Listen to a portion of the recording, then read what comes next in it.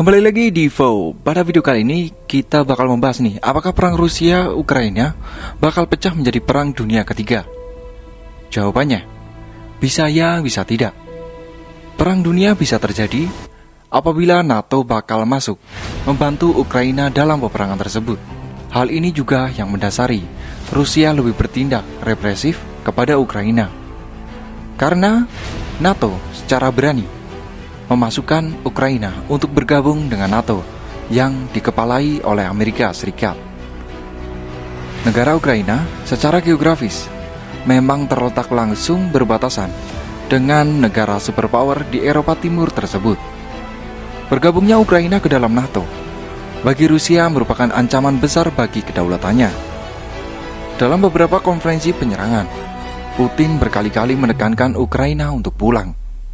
Pulang di sini diartikan sebagai bergabung kembali ke Rusia tanpa adanya intervensi dari NATO. Di balik negara Rusia sendiri, saat ini Rusia memiliki kekerabatan yang dekat dengan negara-negara yang anti pada Amerika Serikat. Salah satunya Iran dan Cina. Meski Cina sebenarnya tidak anti pada Amerika, namun kebijakan pemerintahan Amerika saat kepemimpinan Trump membuat hubungan Cina dan negeri Paman Sam sedikit mengalami keretakan. Selain itu, sejak 1 dekade terakhir, Cina yang terkenal dengan komunismenya memiliki hubungan dekat dengan Rusia. Sebelum peristiwa invasi Rusia ke Ukraina, berkali-kali Putin dan Presiden negeri tirai bambu Xi Jinping berkali-kali melakukan pertemuan dan membahas soal NATO yang mulai memasuki tubuh Ukraina. Perang dunia sendiri diartikan perang yang melibatkan banyak negara untuk berkoalisi dan melawan koalisi negara lainnya. Seperti pada Perang Dunia II, ketika Jerman, Italia, dan Jepang bersatu melawan Kekaisaran Inggris Raya, Prancis, dan Amerika Serikat.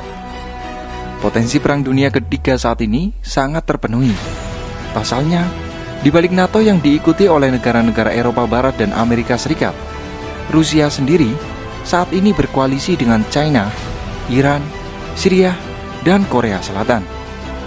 Selain itu, update terakhir, adanya pembatasan ekonomi bagi Rusia sebagai sanksi invasinya ke Ukraina, membuat peperangan ini tak sekedar mencakup peperangan politik saja, namun sudah merambah ke ekonomi dan yang lainnya.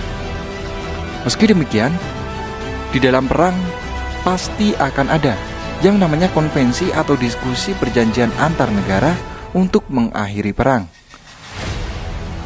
Akan tetapi, kondisi saat ini ketika ekonomi Rusia sudah dilumpuhkan, ini akan mengganggu stabilitas dunia dan Rusia bisa jadi semakin gahar dalam menyerang. Selain itu, meski sudah ditolak oleh sejumlah warga di Rusia, Rusia justru malah mengirimkan bom nuklir miliknya ke perbatasan-perbatasan Ukraina. Tentu, pengiriman nuklir tersebut sangat berbahaya, sebab hal tersebut justru memperkeruh kondisi di mana saling mengancam sudah terjadi. Lalu, apa dampaknya bagi Indonesia? Indonesia yang kini menjadi negara yang termasuk dalam G20 membuat sedikit banyak dampak dari perang tersebut akan dirasakan oleh negara kita. Meski slogan ekonomi dan ideologi negara kita lebih cenderung non-blok, namun dampak yang paling mengerikan adalah ketika kedua negara sudah habis-habisan dari sisi ekonomi dan mulai mencari sumber daya baru untuk kebutuhan perang mereka. Maka Indonesia akan menjadi target emas karena negara kita termasuk pemasok kebutuhan baik migas dan non-migas yang cukup besar. Lalu bagaimana sikap pemerintah kita seharusnya? Kami yakin mereka punya kapasitas untuk menangani konflik tersebut. Jadi jangan seneng dulu ya kalau ada perang dan perang. Kan Mimin banyak tuh nemuin komen netizen yang komen minta perang, padahal dampaknya bakal panjang juga sob. Sekian dari Vo.